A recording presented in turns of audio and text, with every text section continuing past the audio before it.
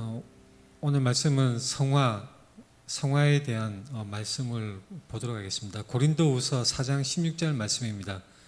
한 절뿐이기 때문에 우리가 같은 목소리로 같이 읽도록 하겠습니다. 그러므로 우리가 낙심하지 아니하노니 우리의 겉사람은 낡아지나 우리의 속사람은 날로 새로워지도다. 아멘. 오늘은 추석 연휴가 시작되는 주일입니다. 앞뒤 좌우로 돌아보면서 인사하는데 오늘은 이렇게 인사하겠습니다. 영육간에 평안하고 풍성한 추석 되세요. 같이 인사하겠습니다. 영육간에 평안하고 풍성한 추석 되세요. 자, 오늘 말씀 제목은 성화입니다. 성화. 성화라는 것이 이 한자 말 그대로 거룩하게 되어진다는 그런 뜻을 가진 단어입니다. 거룩하게 되어지다. 성화, 이 단어는 사실 우리가 굉장히 잘 알고 있는 친숙한 단어입니다. 왜냐하면 기독교의 핵심 교리의 칭의, 중생 칭의, 성화, 이런 그 핵심적인 교리를 구성하는 단어이기 때문입니다. 그리스도인에게서 이 성화는 무엇인지 우리가 말씀을 생각해보는 시간이 되었으면 합니다. 가끔씩 그 뉴스에 보면 싱가포르의 그 태영에 관한 뉴스가 나오는 것을 볼 수가 있습니다. 저번에는 그 일본인이 그 무슨 범죄를 저질러서 태영 판결을 받았고 거기에 대한 항소를 포기했다는 그런 뉴스를 본 적이 있습니다. 이 싱가포르에는 범죄자에게 신체적 형벌을 가하는 태형이 아직도 존재하고 있습니다. 어떤 것이냐면 중형을 저질렀을 때, 예를 들면 폭행이나 살인이나 아니면 이 성범죄라든지 여러 가지 가볍지 않은 그런 죄를 저지른 범죄자들을 태형의 형벌을 가하는 것입니다. 물론 우리나라도 조선시대에 태형이 있었습니다. 태장을 때리는 그런 형벌입니다. 이 싱가포르에서 행하는 이 태형은 어떤 것이냐면 등나무로 만든 회초리, 길이는 약 1.2m라고 합니다. 한 이 정도 되는 길입니다. 그리고 굵기는 1.2에서 1.3cm 정도 되는 그런 회초리입니다. 그 회초리를 가지고 범죄자의 팔다리를 묶어놓고 이제 엉덩이를 벗긴 다음에 엉덩이를 그 회초리로 때리는 형벌입니다. 건장한 그 무술 유단자들이 온 체중을 다해서 그 무게 중심을 이동시켜가면서 그 회초리를 휘둘러서 때리는 그 형벌인데, 그걸 맞으면 평생 동안 흉터가 없어지지 않을 정도로 상처가 아주 크다고 합니다. 예전에는 그 무술 유단자들이 때렸는데 요즘에는 기계로 대체했다는 그런 뉴스를 본 적도 있습니다. 그 태형을 때릴 때에는 옆에 이제 의료진이 대기하고 있다가 때리는 도중에 틈틈이 그 맞는 범죄자들의 신체 상황을 체크를 한다고 합니다. 그래서 너무나 심하게 터지고 그러면 그 때리는 것을 멈추고 꿰매어서 상처를 치료한 다음에 그 상처가 아물 때쯤 되면 다시 끌고 나와서 매질을 한다고 합니다. 그래서 아물 때쯤에 남은 횟수를 또 때리는 방식인데, 우리는 잘 압니다. 상처가 아물 때에 굉장히 아프죠. 거기에 상처를 또 입으면 너무나 아픕니다.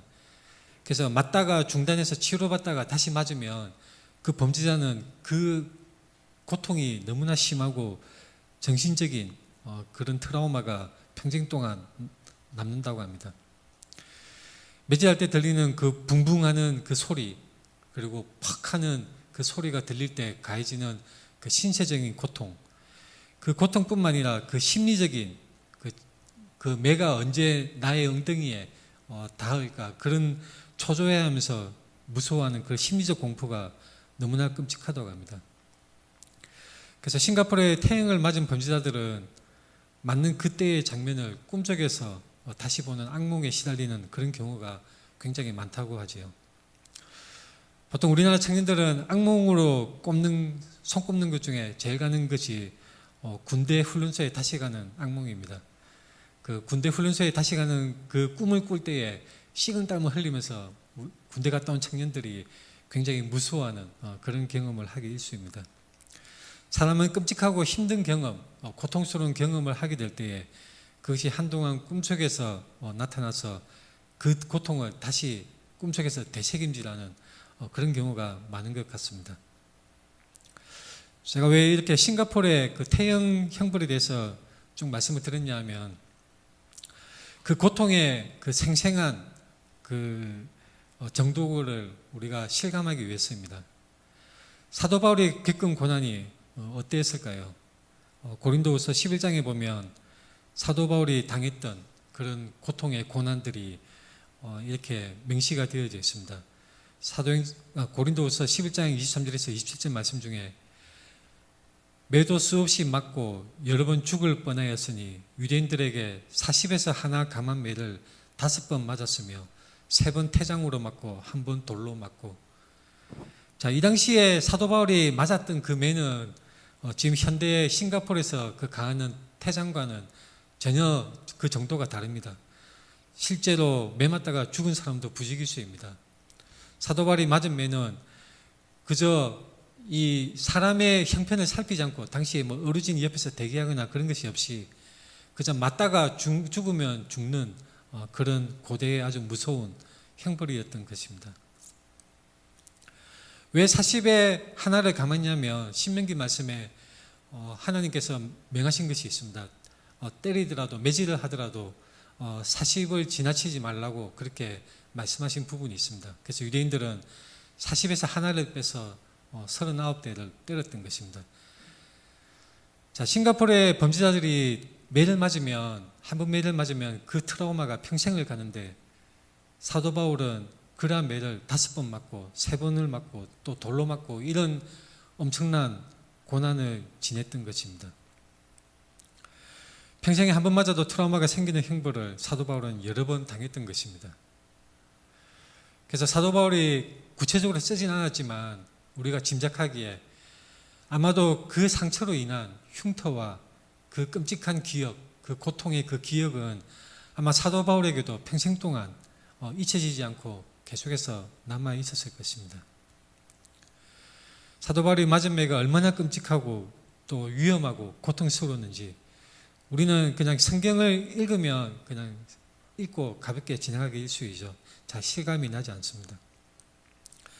바울은 이 매 맞는 고통에 대해서 자세히 묘사하지 않았습니다. 그런데 갈라디아에서는 사도 바울이 이런 기록을 남겼습니다. 이후로는 누구든지 나를 괴롭게 하지 말라. 내가 내 몸에 예수의 흔적을 지니고 있노라. 예수의 흔적을 지니고 있노라. 사도 바울 그의 몸에 새겨진 이러한 흉터와 상처를 두고 사도 바울은 예수의 흔적이라고 표현했습니다. 사도 바울이 받은 매와 그 채찍질을 당한 상처와 흉터는 그 자신의 범죄 때문이 아니라 바로 그리스도 예수의 복음을 전하였기 때문에 받은 고난이었고 상처였습니다. 싱가포르의 태형을 받은 범죄자들은 평생 동안 그 트라우마에 시달린다고 했는데 사도 바울은 더 심한 매질과 채찍질을 한 번이 아니라 여러 번 당하는 고난을 겪었던 것입니다. 사도 바울은 왜 그렇게까지 매질을 당하면서 고난을 겪으면서 그렇게 복음을 전했을까요?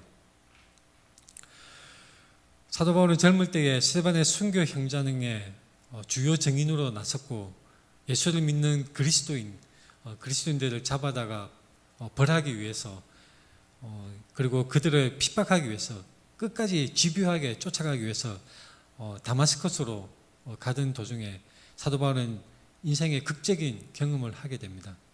바로 부활하신 예수님을 만난 것입니다. 예수님을 만나고 사도 바울의 인생은 완전히 바뀌었습니다. 예수님을 만나기 전과 만난 후의 인생이 완전히 정반대로 달라진 것입니다. 사도 바울에게 무슨 일이 일어난 것입니까? 사도 바울은 진리를 만났습니다. 참된 진리, 예수 그리스도를 만나고 예수 그리스도를 찾은 것입니다. 사도 바울은 자신의 인생에 있어서 최대의 보물, 최고의 보물, 가장 귀한 보물, 예수 그리스도를 만난 것입니다. 우리가 잘 알다시피 사도 바울은 태어나면서부터 로마 시민권을 가졌고 그런 정도라는 것은 그의 집안이 굉장히 부유하고 막대한 영향력을 가진 그런 집안이라고 우리는 추측을 할 수가 있습니다. 상당한 재력과 영향력을 가진 집안에 태어난 사도 바울은 또한 당대 최고의 율법학자 가말리엘의 그 제자로 교육을 받았습니다. 말하자면 엘리트 코스를 밟았던 것입니다. 사도 바울이 만약에 예수님을 만났더라도, 다메섹 도상에 가는 그 도중에 예수님을 만났더라도 살짝 그의 양심을 조금만 포장을 하고 살짝 비켜가기만 하면 얼마든지 편하고 부유한 생활을 그렇게 누렸을 것입니다. 예수님을 만났더라도 탄탄대로의 출세길을 살아갈 수 있는 방법이 있었습니다. 눈을 감으면 되는 것이죠. 예수님이 행하신 말씀, 예수님이 명하신 그 명령을 두고도 살짝 눈만 감으면, 현실에 좀 타협을 하기만 하면 얼마든지 편하고 부유하게 살아갈 수 있는 것이 바로 사도 바울이었습니다. 모세도 어떻습니까? 모세도 그 이집트 애굽 왕족의 일원으로 좋은 교육을 받고 편안한 생활을 할 수가 있었습니다. 이스라엘 민족, 자기 동족의 그 처지를 보고 눈을 감고, 그리고 하나님에 대해서도 눈을 감고 현실에 대해서 조금만 타협을 하면 얼마든지 편안하게 그 여생을 살아갈 수 있는 그런 환경이었습니다. 아득바득 그렇게 살지 않아도 단순히 살짝만 타협을 하기만 하면 편안한 생활을 할 수가 있는 것이 바로 모세였고 사도 바울이었던 것입니다. 사도 바울은 하나님을 위해서 그리스도인들을 핍박하던 것에서 그가 알던 모든 삶의 가치관과 말씀에 관한 지식과 생각과 태도와 행동, 그의 인생 모든 것이 다 변화되었습니다. 그 자신이 가지고 있던 모든 좋은 환경들, 모든 그 능력들과 지식들을 다 헌신짝처럼 내던지고 오직 예수 그리스도를 향한 그 복음의 삶으로 그의 삶을 전환했던 것입니다. 사도 바울만 그럴까요? 사도 바울만 삶이 변화했을까요? 그렇지 않습니다. 기독교 역사상 수많은 우리 믿음의 선배들, 예수 그리스도를 만난 수많은 사람들이 바로 그들의 삶이 극적으로 변하게 됩니다. 삶의 방향이 변하고 삶의 모습이 변하고 행동이 변했던 것입니다. 예수 그리스도를 진정으로 믿는 사람, 참으로 그리스도를 믿는 사람, 참된 믿음을 가진 사람은 한 사람도 빠짐없이 그렇습니다. 그렇게 변화를 겪게 됩니다. 자, 지금 이 자리에 모여있는 저와 여러분들, 예배를 드리고 있는 우리 모두는 예수 그리스도를 만난 사람들입니다. 그렇지 않습니까? 우리가 예수님을 우리 눈으로 직접 보고 귀로 그의 말씀을 직접 들은 것은 아니지만 인격적으로 우리는 말씀을 듣고 믿음으로 예수 그리스도를 만난 것입니다. 예수 그리스도의 말씀, 예수 그리스도에 대한 복음의 말씀, 그 생명의 말씀을 우리는 듣고 읽었고 예수 그리스도를 구주로 영접하여서 우리는 이 자리에서 예배드림으로 나와 있는 것입니다. 예수 그리스도의 우리 주인 되심, 우리의 메시아 되심, 우리의 왕 되심, 우리의 주님 되심을 우리가 마음을 다해서 뜻을 다하여 믿고 인정하고 받아들이며 예수 그리스도를 우리 주님으로 부르고 그분을 간절히 의지하는 것이 바로 그리스도를 믿는 것입니다. 예수 그리스도를 따르며 그분을 닮아가기를 원하는 것입니다. 우리 중에 한 사람도 예외가 있어서는 안 됩니다. 우리에게는 예수의 흔적이 있습니까? 사도 바울은 자신이 받았던 그 매질과 그런 고난의 그 흔적들이 물리적으로 남겨있는 자신의 그 흉터들이 바로 예수의 흔적이라고 이렇게 갈라디아서에서는 말씀하고 있습니다. 우리에게는 예수의 흔적이 있습니까? 기독교에 대한 박해가 없는 현대 대한민국에 우리는 살고 있습니다. 그래서 예수님을 위해서 실제로 매맞는 경우는 거의 없을 것입니다. 아마도 없을 것입니다. 근데 예수님을 위해서 손해보거나 억울한 일을 당하거나 사람들에게 따돌림을 당한 적이 있습니까? 예수님 때문에 직장에서 잘리거나 우리가 불이익을 당하는 그런 일을 겪은 적이 있습니까? 무엇보다도 예수 그리스도의 흔적, 상처가 될 수 있고 흉터도 될 수 있지만 무엇보다도 예수 그리스도의 인격, 예수 그리스도의 그 향기가 우리 인생에, 우리의 성품에 흐르고 있습니까? 우리의 모습 속에 그리스도의 모습이 나타나고 있습니까? 예수님을 위하여 받은 상처가 있습니까? 아니면 오히려 상처를 입을까 멀리 달아나는 것, 그게 혹시 우리의 모습이 아닙니까? 사도 바울은 당시 세상이 전혀 감당하지 못하였습니다.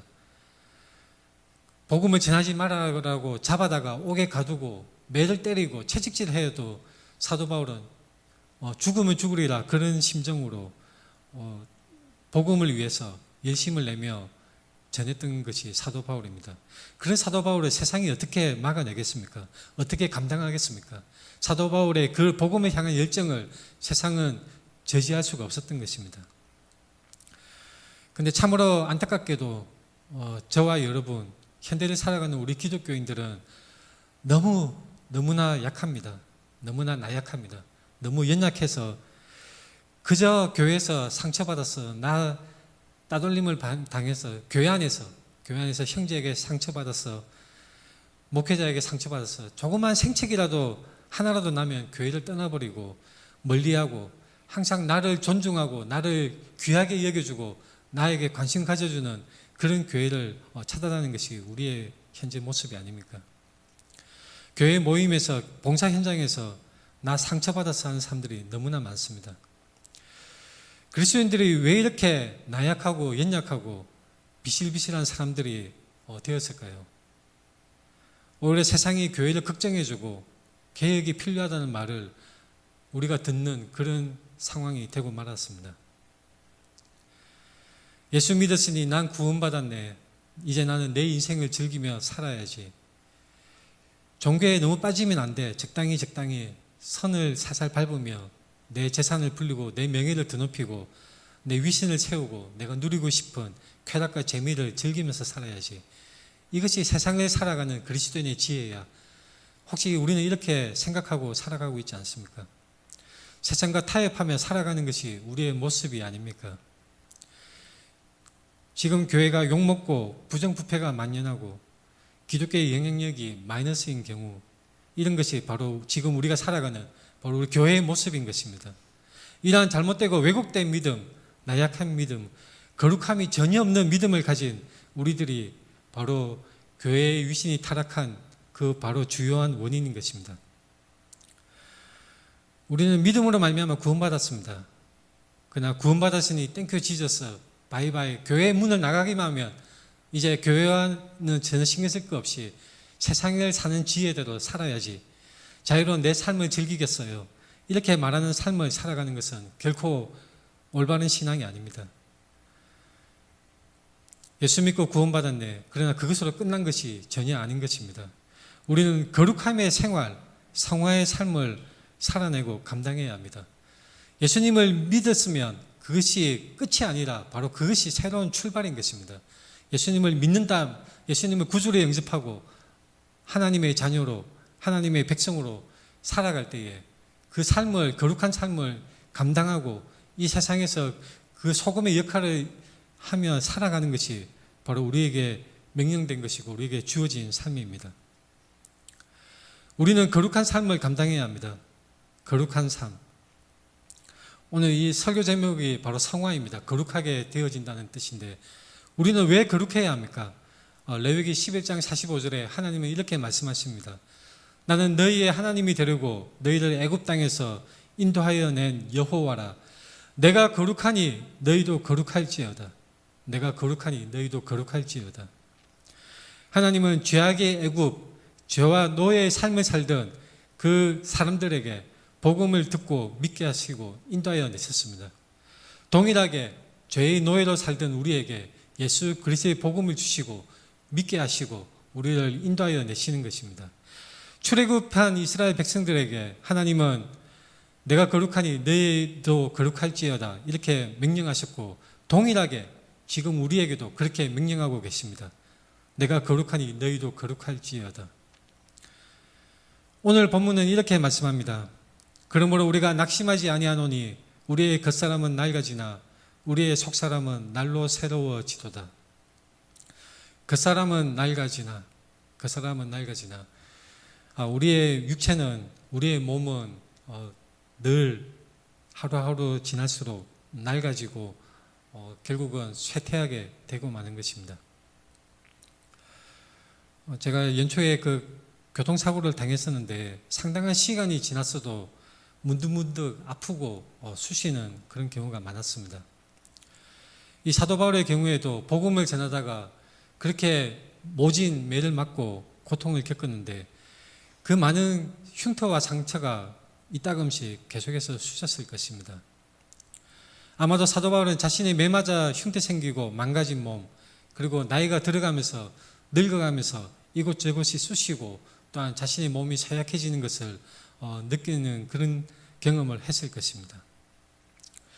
저는 어릴 때 오늘 이 본문 고린도후서 4장 16절 말씀이 그렇게 와닿지는 않았습니다. 어릴 때는 잘 몰랐습니다.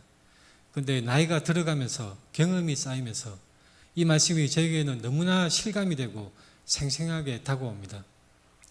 우리 모두는 나이가 들어가고 낡아지는 것입니다.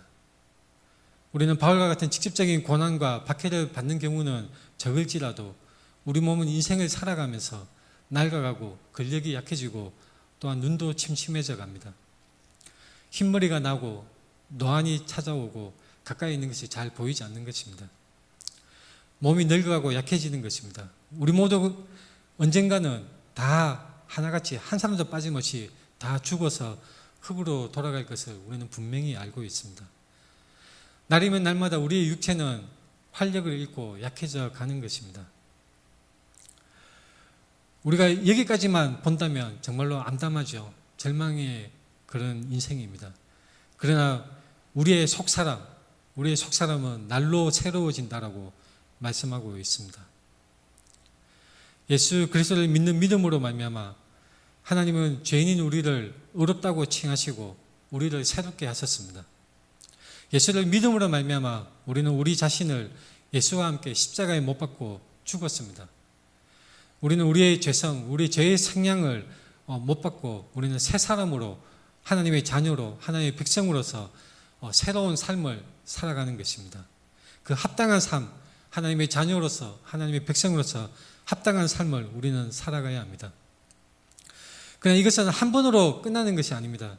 끊임없이 새로워져야 하는 것입니다. 날로 새로워지도다. 매일매일 에브리데이 날로 우리는 새로워져야 합니다. 이 새로워지는 것이 무엇일까요? 새로워지는 것. 에베소서 4장에서는 이렇게 말씀합니다. 오직 너희의 심령이 새롭게 되어 하나님을 따라 의와 진리의 거룩함으로 지으심을 받은 새 사람을 입으라. 하나님을 따라 의와 진리의 거룩함으로 지으심을 받은 새 사람. 자, 이 말씀의 그 기초에는 무엇이 깔려 있냐면 바로 하나님의 형상, 하나님의 형상을 회복하는 것에 그 기초적인 베이스가 깔려 있는 것입니다. 창세기에 보면 하나님은 우리 인간을 지으실 때에 아담과 하와를 지으실 때에 하나님의 형상을 따라서 지으셨습니다. 그러나 안타깝게도 죄를 지음으로 인해서 그 형상이 많이 훼손이 되었던 것이죠. 이제 우리는 하나님의 형상을 회복해 나가야 하는 것입니다.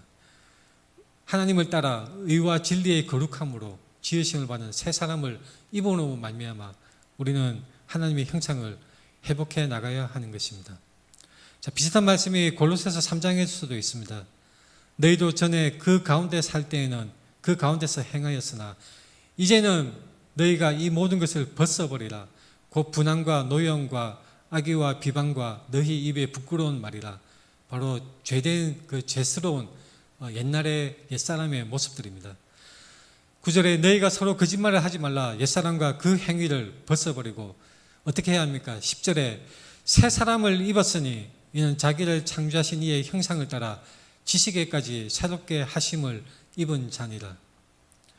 자, 우리말에는 새 사람을 입었으니 새롭게 하심을 입은 자니라 10절에 이렇게 나와 있어서 시제가 분명하지 않습니다. 그러나 원어에 보면 새 사람을 입었으니 이것은 부정 과거 시제로 묘사가 되어 있습니다. 그래서 결정적인 성화, 과거에 일어났던 성화를 두고 말씀한다고 해석할 수가 있습니다.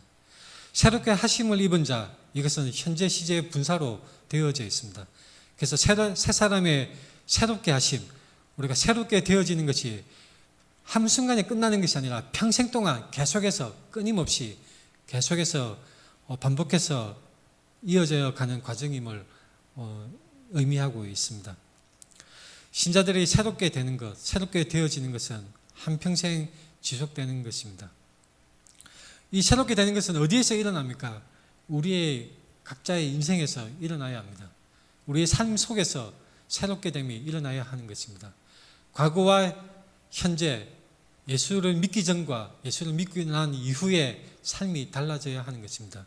인생이 바뀌어져야 합니다.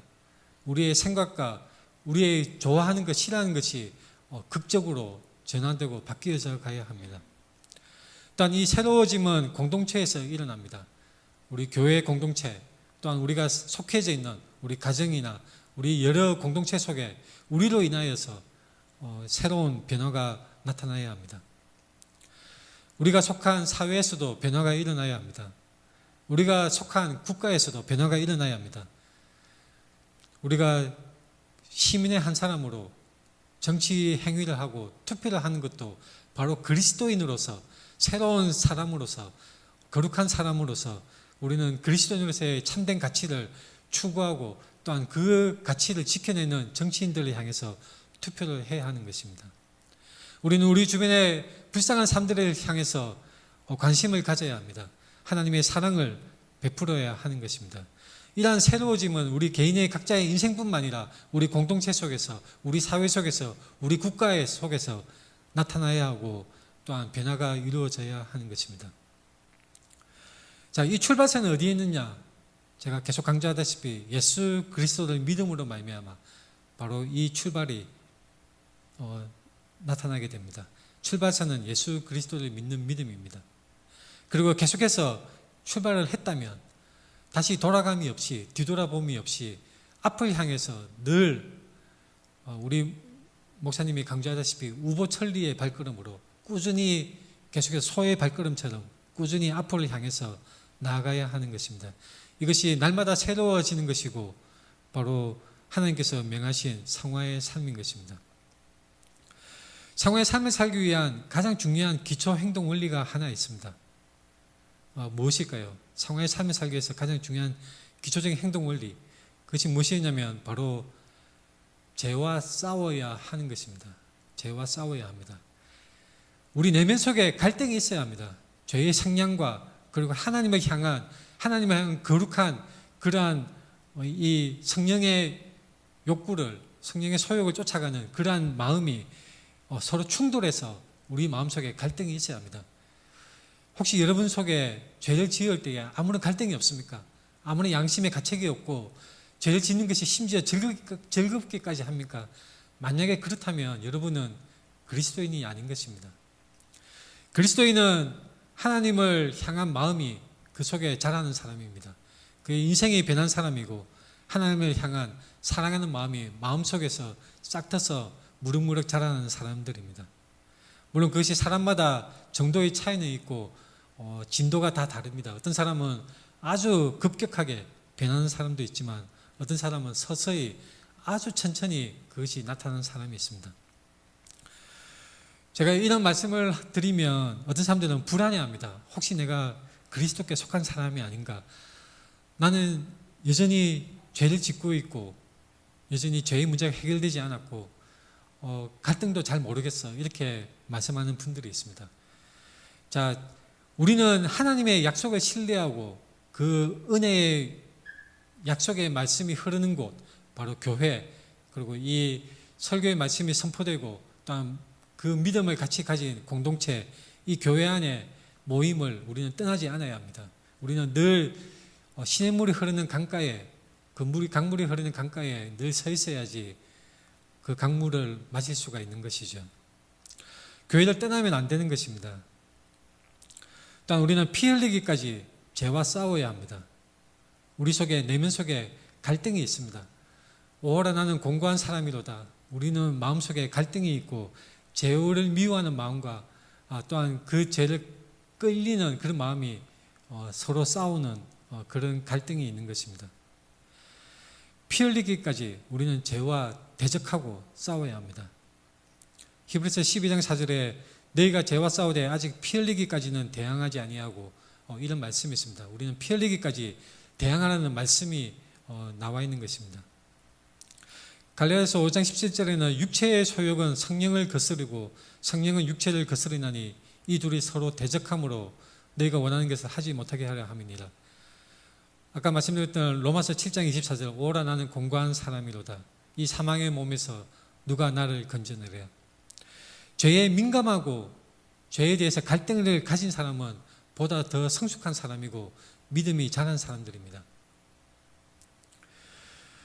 우리는 죄를 굉장히 심각하게 생각해야 합니다. 죄를 굉장히 중대한 것으로 우리는 바라보고 대적해야 하는 것입니다. 정말 안타까운 경우는 뭐냐면 우리가 우리 죄를 자복하면 예수님이 용서하셔. 자, 이것을 마치 무슨 그 수학 공식처럼 내가 죄를 지어도 예수님께 아뢰기만 하면 회개하기만 하면 예수님이 용서하셔. 그러니까 지금은 죄를 지어야지. 자, 이것은 굉장히 모욕적인 것이고 하나님의 복음을 짓밟는 행위입니다. 우리는 죄에 대해서 굉장히 중요하게 심각하게 생각하고 죄를 미워해야 합니다. 또한 우리는 어떻게 해야 합니까? 또한 한 가지 중요한 덕목이 있습니다. 우리는 겸손해야 합니다. 야고보서 4장 6절에서 10절까지 말씀 중에 제가 강조하고 싶은 부분을 노란색으로 표시를 했습니다. 하나님은 겸손한 자에게 은혜를 주시는 하나님이십니다. 우리는 하나님께 복종해야 합니다. 우리는 하나님을 가까이 해야 합니다. 마음을 청결하게 하고 슬퍼하며 애통하며 울어야 하는 것입니다. 마음이 애통한 자는 복이 있나니. 우리가 애통해야 할 것은 무엇입니까? 바로 우리의 죄의 습성을 버리지 못할 때에, 죄의 습성이 끊임없이 껌딱지처럼 우리를 쫓아다닐 때에 우리는 그것을 하나님 앞에 내어놓고 가슴을 치며 애통하고 슬퍼해야 하는 것입니다. 그럴 때에 하나님께서는 참으로 은혜의 이 베풀어 주신 것이 우리에게 충만하게 임하여 주십니다. 하나님 앞에서 우리는 낮추고 우리는 철저하게 하나님 앞에 엎드려야 합니다. 5월 달에 우리 교회에 굉장히 힘든 시기가 있었습니다. 그때 제가 갈매산 기도원에 가서 펑펑 울면서 기도한 적이 있었습니다. 이제 그렇게 기도하다가 그 갈매산 기도원 옆에 카페가 있는데 가든 카페라고 있습니다. 그 카페에서 이제 성경책을 뒤적이면서 이곳저곳을 읽었는데 그때 제 눈에 띈 구절이 이것입니다. 이사야서 57장 15절 말씀인데 우리 주보 사면에 보시면 제가 일부러 오른쪽 하단에 늘 표시하고 있습니다. 제가 평생 동안 잊지 않을 말씀입니다. 지극히 존귀하며 영원히 거하시며 거룩하다 이름하는 이가 이와 같이 말씀하시되 내가 높고 거룩한 곳에 있으며 또한 통회하고 마음이 겸손한 자와 함께 있나니 이는 겸손한 자의 영을 소생시키며 통회한 자의 마음을 소생시키려 함이라. 저는 이 말씀을 평생 동안 늘 생각하며 가지고 갈 것입니다. 여러분도 어떻습니까? 우리는 하나님 앞에 겸손한 자, 통회하고 우리의 죄를 하나님 앞에서 아파하고 애통해하는 그런 마음으로 우리는 살아가야 할 것입니다. 우리는 그러함으로써 우리의 능력이 아니라 하나님께서 공급하시는 능력으로 말미암아 거룩한 자의 삶을 감당할 수 있고 승리하는 삶, 마침내 그리스도 앞에 섰을 때에 착하고 잘했다 충성된 종아라고 칭찬을 듣는 그러한 칭찬을 듣는 종의 모습으로 우리는 드러날 것입니다. 같이 기도하도록 하겠습니다.